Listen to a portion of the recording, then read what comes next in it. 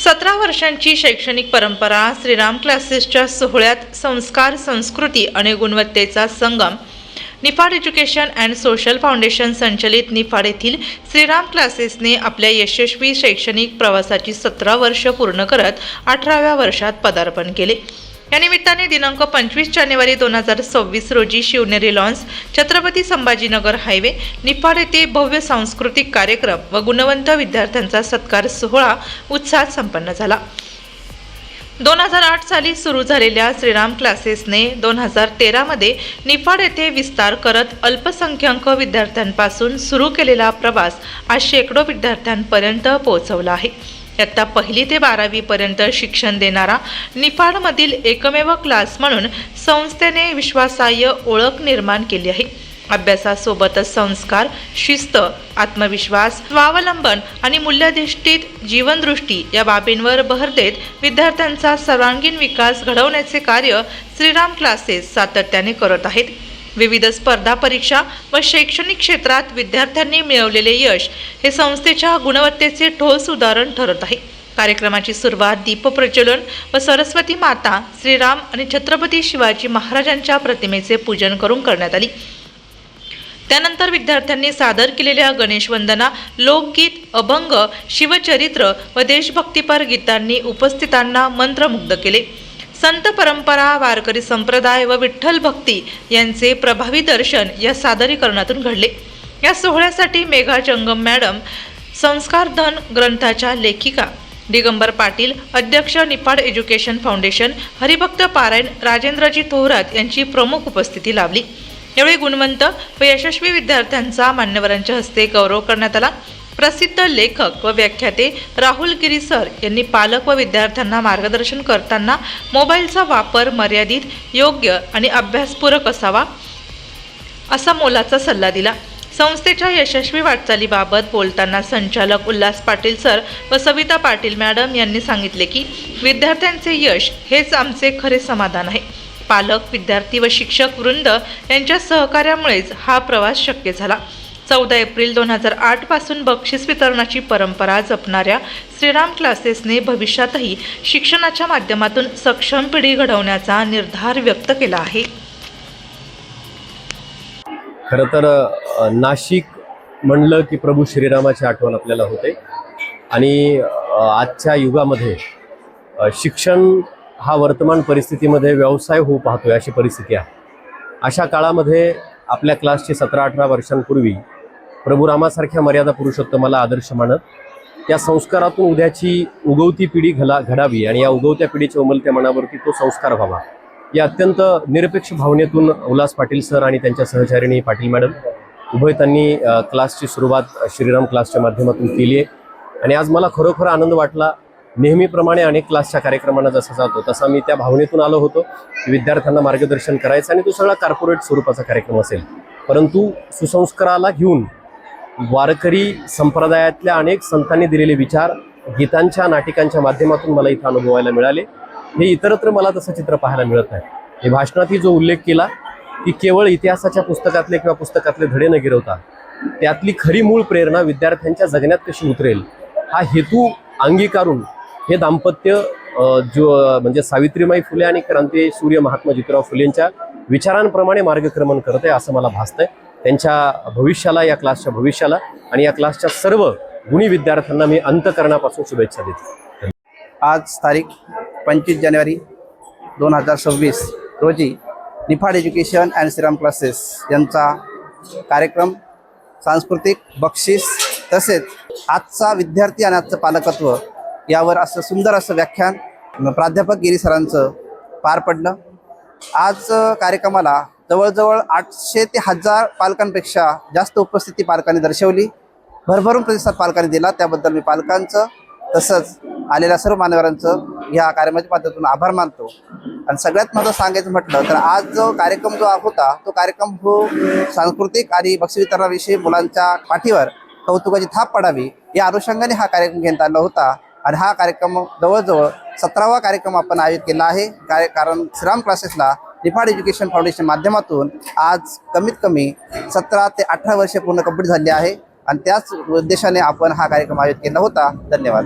Niphad education and social foundation संचलित श्रीराम क्लासेसच्या वतीने आज बक्षीस वितरण सोहळा, सांस्कृतिक कार्यक्रम तसेच माननीय गिरी सरांनी जे आज विद्यार्थ्यांना मार्गदर्शन केलं ते अतिशय बहुमोल असं होतं आणि मुलांमध्ये नक्कीच भाषण ऐकल्यानंतर बदल होईल अशी मी ग्वाही देते. व्यवसाय म्हणून पाहत असताना कॉर्पोरेट जगतात शिक्षणाच्या प्रवाहात सध्याचा समाज असताना शिक्षणाचा उद्देश संस्था चालक आणि क्लासेस यांच्या माध्यमातून केवळ पैसा कमावणे हा असताना आज या शिक्षण संस्था या मातीतल्या लेकरांच्या अंतःकरणावरती आमचे महापुरुष खोडून टाकत कुठल्या तरी एखाद्या पाश्चिमात्य जगतातल्या चार्ली चॅप्लिन, बॅटमॅन आणि स्पायडरमॅनचे विचार उजवत असताना श्रीराम इतक्या सुंदर नावानं आदरणीय पाटील सर निफाडच्या मातीत क्लास चालवतायत आणि मला अभिमान आणि कौतुक या गोष्टीचा वाटला की प्रभू श्रीरामांच्या पासून, माऊली ज्ञानोबाच्या पासून ते संत तुकोबराय, संत कारोपात्रा, संत चोखामेळ्यांपर्यंतचे विचार या लेकरांच्या अंतःकरणात रुजवतायत.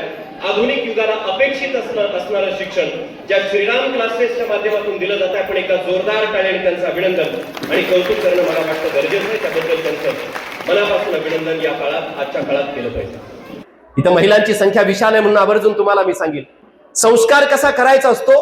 कुठेतरी आमच्या अंतःकरणातली कठोरता बिंबवावी लागते. लाडापायी आम्ही आमच्या लेकरांच्या हातात ज्या नको त्या गोष्टी देतो आणि त्यांचं आयुष्य एका चुकीच्या दिशेनं जात आहे, ते रोखणं सुद्धा पालक आणि आई म्हणून सगळ्यात जास्त गरजेचं आहे. कल्पना करा, 9 वर्षाचे शिवाजीराजे होते. किती वय वर्ष 9 होतं. 9 वर्षाचे शिवाजीराजांचे वडील बंगळूरला इतक्या दूर राहतायत. जिजाऊ मासाहेब आपल्या लेकराला 9 वर्षाच्या घेऊन इकडे शिवनेरी किल्ल्यावर राहतायत पुण्यामध्ये, आणि शिवाजीराजांना 9 वर्षाच्या घेऊन जिजाऊ मासाहेब बंगळूरला शहाजीराजांना भेटायला गेल्या. बंगळूरला शहाजीराजांना भेटायला गेल्या आणि शहाजीराजांची भेट झाली, तिथं राहिल्या काही दिवस. आणि एके दिवशी संध्याकाळी शिवाजीराजांना घरात यायला उशीर झाला.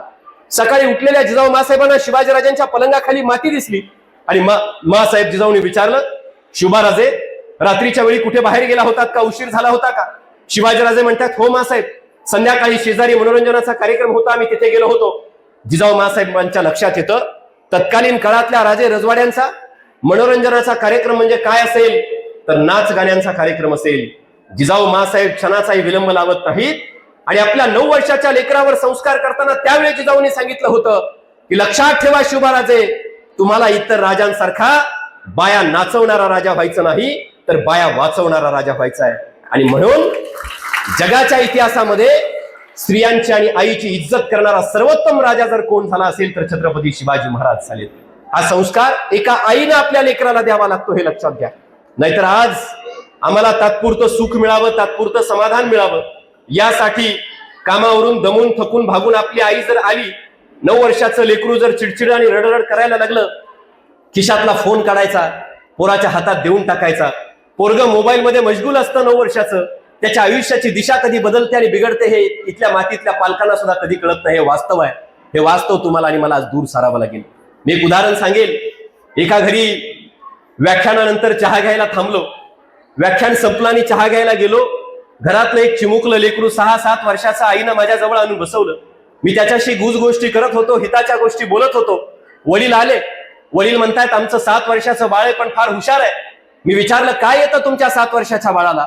आई हळूच सांगते, अहो त्याचं वय 7 वर्ष आहे पण माझा अँड्रॉइड फोन सगळा त्याला हँडल करता येतो.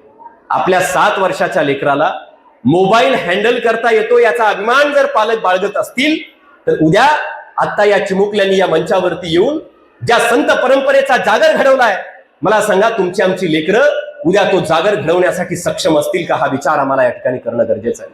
मोबाईल ही आजच्या पिढीच्या या लेकरांच्या पुढच्या भविष्याच्या प्रवासातला सगळ्यात मोठा अडथळा असल्याचं आमच्या लक्षात यायला लागतंय. एक गोष्ट मला सांगा, भावनेच्या दृष्टावर जाणीवेतून माणूस हा त्याचं वेगळेपण सिद्ध करत असतो. आचार्य विनोबा भावे असं म्हणायचे की भावना ही माणसाच्या जगण्याच्या विरुद्ध आहे. इतर प्राण्यांपेक्षा माणसामध्ये वेगळं जर काय असेल तर त्याच्यातल्या भावना हे त्याच्यातलं वेगळेपण आहे. पण या पिढीच्या भावना मोबाईल पाहत असताना आज जर नष्ट होत असतील तर आम्ही नेमकं काय उद्याच्या पिढीला देतोय हा विचार आम्हाला करणं गरजेचं आहे. वडीलधाऱ्यांनो, मोबाईलमुळे फक्त वाईटच होतं असं मला म्हणायचं नाही. मी बीडवरून आलोय. आमच्या बीड जिल्ह्यामध्ये एक आई आहे, 18 विश्व दारिद्र्य त्या माऊलीच्या घरात आहे. त्या पोराला 12वीच्या वर्गात त्या आईचं लेकरू गेलंय. घरात वडील नाही आहेत, वडिलांचं निधन झालेलं आहे. ती बाई लोकांच्या घरी धुण्या भांड्याची कामं करते. पोरग 12वीला गेले, सायन्सच्या वर्गात आहे. पोरग म्हणतं आई आई मला डॉक्टर व्हायचं, MBBS ला प्रवेश मिळवायचा शासकीय कोट्यातून, पण नीटचे क्लास लावायला आपल्याकडे लागतात ते लाखो रुपये नाहीयेत. आई एक काम करशील का, मला एक 4,000 रुपये देशील का? आईच्या काळजात वेदना होतात. 4,000 रुपये कशासाठी एवढे पैसे? 12वीच्या वर्गातलं पोरग म्हणतं आई मला डॉक्टर व्हायचंय आणि त्यासाठी मला मोबाईल हवाय. आईला वाटतं मोबाईल काय करायचंय, मोबाईलमुळे पिढी बदलते, भरकटते. पण आईचा नाविलाज होतो. लोकांच्या घरची कामं आई वाढून घेते. हाताला घट्टे पडेपर्यंत आई लोकांच्या घरी काम करते. 4-2 रुपये जास्तीचे मिळवते. एक महिना होतो, 12वीच्या वर्गातल्या आपल्या पोराच्या हातात पैसे टेकवते. पैसे मिळाल्याबरोबर पोरगा बाजारात धावत जातं. मार्केटमधून एक 4-5 हजार रुपयाचा अँड्रॉइड फोन खरेदी करतं. पण तुम्हाला सांगताना मला अभिमान वाटतो, तेच पोरग तो अँड्रॉइड फोन खरेदी केल्यापासून त्या मोबाईलला चिटकून असतं, पण मोबाईलवरती फिजिक्स, केमिस्ट्री आणि बायोलॉजी या 3 शब्दांच्या पलीकडे ते काही पाहत नाही.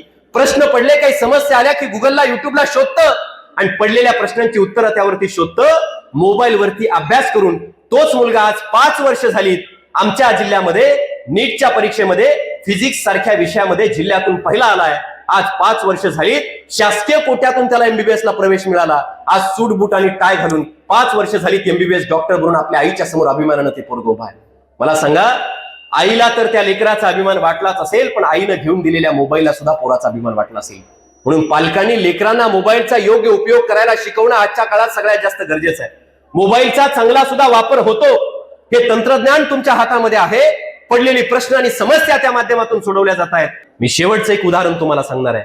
जगण्याचा अर्थ, शिक्षणाचा अर्थ आणि मोठेपणा जर कोणत्या तरुण पिढीने आणि कुठल्या मुलानं मिळवलं असेल, मी नेहमी एक उदाहरण सांगत असतो. माझ्या युट्यूब, इंस्टाग्राम सगळ्या भाषणांमध्ये तुम्ही कदाचित ऐकलं असेल, पण तुम्हा सर्वांसारखे पालक पाहिल्याच्या नंतर ते सांगण्याचा मोह मला आवडत नाही.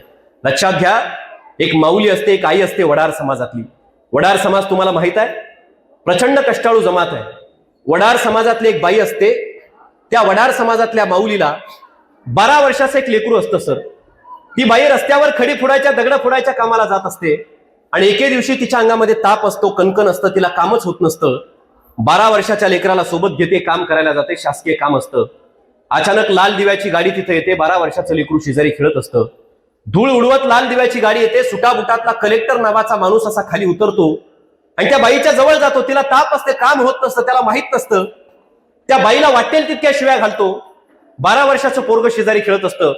धावत धावत येतं. ती बाई आपलं काम करत असते. तो कलेक्टर नावाचा माणूस गाडीत बसतो आणि निघून जातो, गाडी धूळ उडवत. पुन्हा एकदा ते लेकरू आईच्या जवळ जातं, आईच्या खांद्यावर हात टेकवतं. आईच्या डोळ्यातून अश्रूचा थेंब उगळतो. बाप त्या पोराच्या हातावर पडतो. त्याच्या काळजाला वेदना होतात. ते 12 वर्षाचं पोराला कळतं, या माणसानं आपल्या आईला शिव्या दिल्यात. ते 12 वर्षाचं लेकरू म्हणतं, आई आई ते कोण होतं ग? आई म्हणते, बाळा हो बाजूला तिकडे. आईला राग येतो. आई म्हणते, हो बाजूला तिकडे, तुला नाही समजायचं, ते फार मोठे साहेब आहेत, त्यांना कलेक्टर म्हणतात. कलेक्टर म्हणतात. त्या आईला राग येतो, म्हणते हो बाजूला तिकडे, तुला नाही समजायचं, ते फार मोठे साहेब आहेत, त्यांना कलेक्टर म्हणतात. कलेक्टर. तसं ते पोरग रागावतो. आईच्या हातातला दगड फोडायचा छन्नी हातोडा हिसकावतं. दूर एका खडकावर जातं. एक कातळ आणि खडक असा असतो, त्याच्यावर छन्नीवर हातोड्याचे घाव घालायला लागतं. काहीतरी वाक्य आणि अक्षर असे कोरायला लागतं. आईला वाटतं पोरग काय वेडेपणा करताय. आई धावत धावत जाते. 12 वर्षाच्या लेकराच्या हातातला छन्नी हातोडा हिसकवायचा प्रयत्न करते. तिथं काय लिहिले म्हणून वाचायचा प्रयत्न करते. माती असते. आई स्वतःचा पदर घेते, तिथली ती माती पुसते आणि 12 वर्षाच्या लेकरानं त्या खडकावर कोरलेलं वाक्य वाचून आईच्या डोळ्यात अश्रू येतात.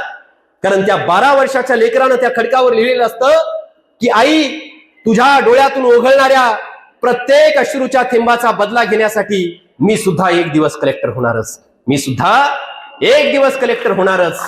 आज तुम्हाला सर्वांना सांगताना मला अभिमान वाटतो. ही खोटी गोष्ट नाही, ही सत्य कथा आहे. याच महाराष्ट्राच्या मातीतल्या सोलापूर जिल्ह्यातल्या करमाळा तालुक्यातल्या जीवूरचे बालाजी मंजुळे नावाचे ते गृहस्थ आज कलेक्टर आहेत. कलेक्टर मोठं कोण आहे? ज्याला आईच्या डोळ्यातून उघडणाऱ्या अश्रूच्या थेंबाची किंमत आणि बापाच्या फाटक्या बनियांची आणि बापाच्या पायातल्या भेगांची किंमत कळाली. त्या पोराला शिक्षणाचा, जगण्याचा अर्थ उमगला.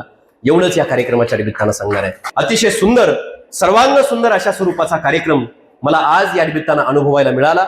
डोळ्यांचे पारणे फिटेल अशा स्वरूपाची नृत्य आणि नाटिका या मंचावरून श्रीराम क्लासेसच्या माध्यमातून आपल्या सगळ्या इतक्या चिमुकल्या विद्यार्थ्यांनी सादर केली. मी त्यांचं अंतकरणापासून कौतुक या कार्यक्रमाच्या निमित्ताने या ठिकाणी व्यक्त करतो.